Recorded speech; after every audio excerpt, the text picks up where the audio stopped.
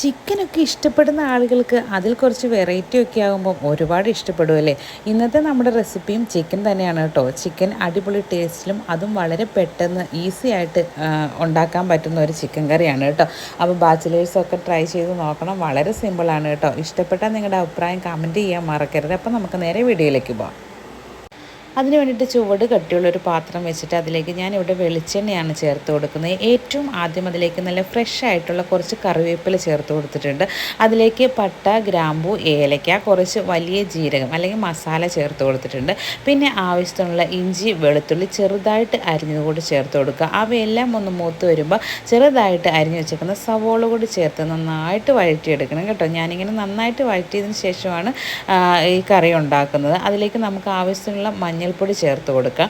പിന്നീട് നമുക്ക് ഓരോ പൊടികളായിട്ട് ആഡ് ചെയ്ത് കൊടുക്കാം. പിന്നെ നമുക്കിതിലേക്ക് മല്ലിപ്പൊടി ആവശ്യത്തിന് ചേർത്ത് കൊടുക്കാം. ഞാൻ 1/2 കിലോ ചിക്കനാണ് കേട്ടോ ഇവിടെ എടുത്തിരിക്കുന്നത്. അപ്പോൾ അതിനുള്ള ചേരുവകളാണ് ചേർക്കുന്നത്. നിങ്ങൾ എടുക്കുന്ന ചിക്കൻ്റെ അളവനുസരിച്ച് പൊടികളൊക്കെ മാറ്റം വരുത്തണം കേട്ടോ. മല്ലിപ്പൊടി ചേർത്ത് അത് നന്നായിട്ടൊന്ന് മൂത്ത് വന്നതിന് ശേഷം കുറച്ച് ഗരം മസാല ചേർത്ത് കൊടുത്തിട്ടുണ്ട്. വീട്ടിൽ തന്നെ പൊടിച്ച ഗരം മസാലയാണ് കേട്ടോ.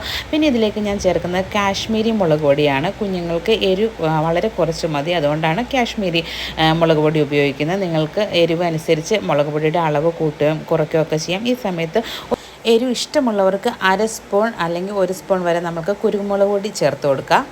പൊടി നന്നായി ഇളക്കി അതിൻ്റെ പച്ചമണമെല്ലാം മാറിയതിന് ശേഷം ഇതിലേക്ക് ചിക്കൻ ചേർത്ത് കൊടുത്തിട്ട് നന്നായി ഒന്ന് മിക്സ് ചെയ്ത് കൊടുക്കുക. ഒരു 2 മിനിറ്റ് ഒന്ന് യോജിപ്പിക്കുക.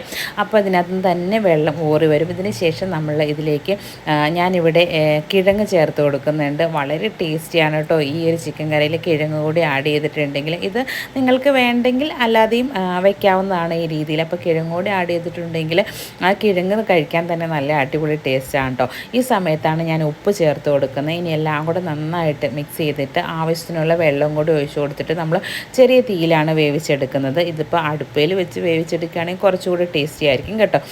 ഇതാ നമ്മുടെ ചിക്കൻ കറിയെല്ലാം എന്താ നന്നായിട്ട് തിളച്ച് നല്ല അടിപൊളിയായിട്ട് വന്നിട്ട് നമ്മുടെ എണ്ണയൊക്കെ തെളിഞ്ഞ് വന്നിട്ടുണ്ട്. ഈ ഒരു സമയത്ത് നമുക്കിതിലേക്ക് കുറച്ച് കറിവേപ്പില കൂടി വേണമെങ്കിൽ ചേർത്ത് കൊടുക്കാം. ഉപ്പ് നോക്കിയിട്ട് ഉപ്പ് വേണമെങ്കിൽ ചേർത്ത് കൊടുക്കുക.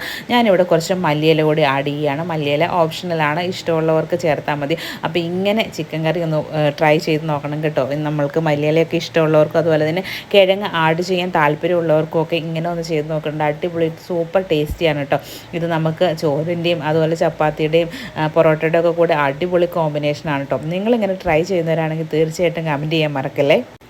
അതുപോലെ ചിക്കൻ കറിയിൽ നിങ്ങൾ എന്താണ്, ചില ആളുകൾ ഏത്തക്ക ചേർക്കാറുണ്ട്. അങ്ങനെ എന്തെങ്കിലുമൊക്കെ കൂട്ടിയിട്ടാണോ അതെയോ നിങ്ങൾക്ക് ചിക്കൻ അല്ലാതെ തന്നെ ചിക്കൻ മാത്രമായിട്ട് വെക്കുന്നതിനാണോ താല്പര്യം എന്നൊക്കെ ഒന്ന് കമൻറ്റ് ചെയ്താൽ എനിക്കും കൂടി അറിയാമല്ലോ. അപ്പോൾ ഈ റെസിപ്പി നിങ്ങൾക്ക് ഇഷ്ടപ്പെട്ടിട്ടുണ്ടെങ്കിൽ ഒന്ന് ട്രൈ ചെയ്ത് നോക്കാനും നിങ്ങളുടെ അഭിപ്രായം കമൻറ്റ് ചെയ്യാനും മറക്കരുതേ. പുതിയൊരു വീഡിയോയിൽ കാണാം. ബൈ.